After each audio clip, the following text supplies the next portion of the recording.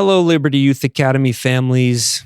This week, we were kind of kicking off and sharing with our students, especially those who haven't been with us in prior years, what this Korah fundraiser is about, what the money from our pizza days and our dollar for denim days goes to.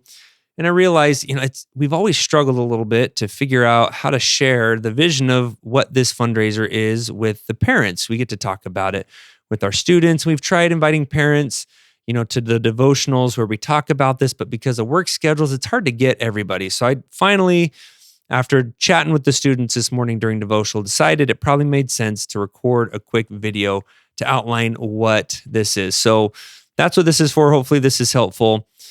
Korah is a small town outside of the capital of Ethiopia. And this town was originally started as a leper colony. And today there are many lepers who live there, but it has become not only the place where the capital of Ethiopia a long time ago kind of dumped the people who were less desirable, but it is literally today their trash dump. And there are mountains of garbage in this city that the residents of Korah use they search this for food. They find clothing here. This is where they find building materials to build their homes. And it really is just a rough spot. There's, one of my mom's friends who lives in St. George, Utah, a number of years ago, took her kids on kind of a service vacation out to Korah. This was just meant to be a one-time thing to show her kids, what kind of people in other parts of the world are living like, and some of the most unfortunate people in the world were living like. And she came back from that trip so moved that she decided to start this nonprofit organization called Korah Kids. And since that time, the St. George Liberty Youth Academy has been involved in helping raise money to sponsor kids and build infrastructure out there to bless the lives of, the goal being kids. And the way this has always been set up is the ideal here is that this is children serving children. So our students are the ones putting in the work, putting in the effort to bless the lives of children just like them that they may never meet on the other side of the globe. So I want to share some of the things that we've been able to accomplish with this so far. St. George has been doing this for a long time. We started, I think this is our 4th year now. So we started shortly after we opened the branch here. And at this point, we are currently sponsoring 5 families. If you'd like to know more about that, there's not time to go into all that detail, but we have up on one of the walls as you walk into the school information about all these families that we've been sponsoring, some of them for some time now. The goal of these sponsorships is not to serve as a crutch where people stay in this sponsorship program forever, but the money is meant to help provide food, shelter, basic necessities, so that parents can focus on taking care of their kids, so that kids can go to school, so that parents, if possible, can go to school and get some education. The idea being this sponsorship is there for a few years, but then they're able to move on and become more self-sufficient later. And we've already had here a couple of those sponsorships reach that point where they're not needed anymore. So we've been able to take that money to help others. One of my favorite stories is actually something that the St. George branch did. And this was before we even opened our school, but there was an issue with one of the local schools in Korah where students were just fainting. They were passing out in the middle of school because of malnutrition. So the Liberty Youth Academy in St. George decided they wanted to be the ones to raise the money. I think it was like $3,000 to build a feeding center there. So a simple structure where kids could go and eat. And now you can sponsor for $30 a month. You can sponsor a child to get one really good meal there at the feeding center every single day. Well, the folks in Korah, after this was built, because Liberty Youth Academy raised all the money, asked the students of the St. George location what they wanted to call this feeding center, and they voted and decided on the name of Liberty Lunches. So Liberty Youth Academy has a little feeding center that's named after it over in Korah, where these kids are being given life-saving food. For many of these kids, this is the one really good meal that they get a day, or maybe the one meal they get at all that day. 3 years ago, our location, we had $1,000 left over after we had sponsored the ones that we wanted to sponsor for the next year. And so we donated that to Korah. They were able to take that on their next trip over to Korah and purchase mattresses and help get some people into homes that needed it. 2 years ago, we had extra funds. And so we purchased something like 80 adjustable sandals that were shipped over to Korah so that when the volunteers went on that trip the next year, they were able to size and give these sandals. So these are kind of sandals like the roller blades that you can adjust the size. So they're kind of like that. So these kids mostly are able to use these sandals for several years, even if they're going through growth spurts. And then just last year, Korah Kids had helped to open a girls' home for orphan girls to get them off the streets and all the nasty stuff that tends to happen when you've got homeless children on the streets in a place like this.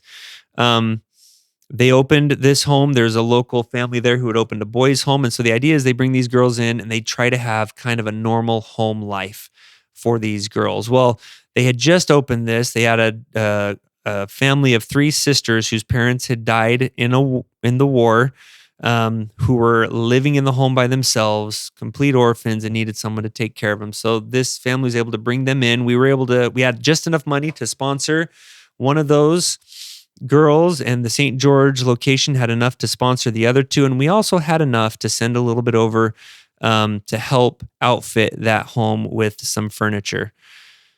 I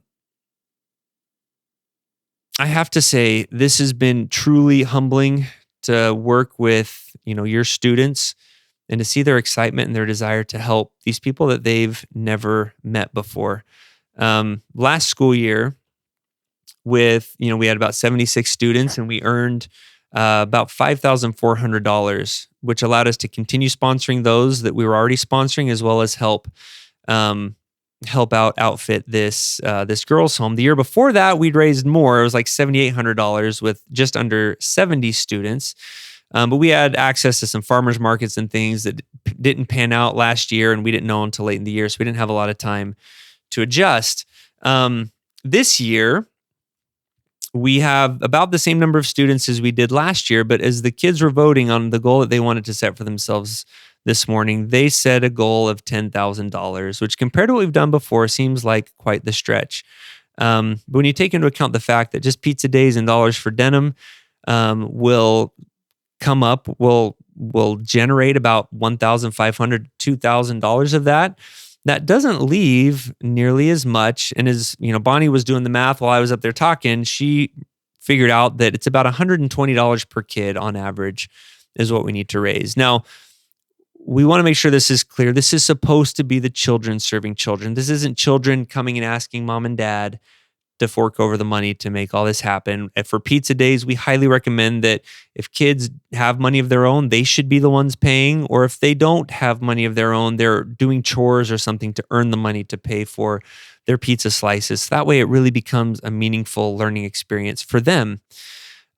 This, $120 per kid on average that we need to raise is not something that we want kids to just go to their parents and say, hey, can you just write a check and let's get this taken care of. This is a great opportunity for them to reach outside of their immediate family, maybe extended family, or perhaps, kids have done different lemonade stands or bake sales or other things on their own to help raise that. Zion's Council at the school, this is one of their main responsibilities. So we will probably be having some school-wide events that will help with raising money. But I hope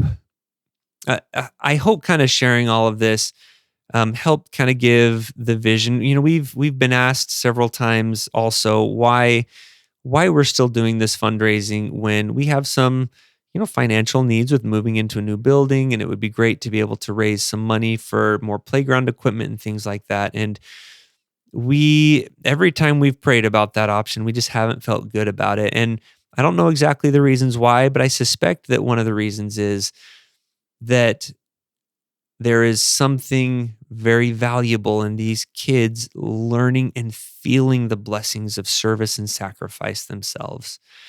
Also, I think there may be something to the fact that, like paying tithing, right? Even if you're in a tough situation yourself. And we're not in dire straits by any means. But even if you don't have a lot of extra money to spare, sacrificing and giving of yourself, even when you're feeling a little bit uncomfortable, opens the windows of heaven for blessings. And we believe strongly that we will have that same experience if we don't forget to serve those who need more and who are in a much tougher spot than we are. We are so blessed. We are so blessed. Anyways, I hope this helps. If you ever have any questions about what we're doing with Korah, please reach out. But also, please, as your kids come home excited, help them come up with ideas, maybe help guide them, but also help them make this a meaningful experience for them. If any of you parents have any ideas, one of the things we're wanting to do with the Zion's Council is get them into medium-sized businesses to see to present on what we're doing and see if they're willing and able to help us in some way. I know the St. George location got in with the Balance of Nature folks, and so a couple times every year they do this giant bake sale where the employees and the employees' families of Balance of Nature are the ones participating in the bake sale. So it doesn't become just this constant drain on the school families.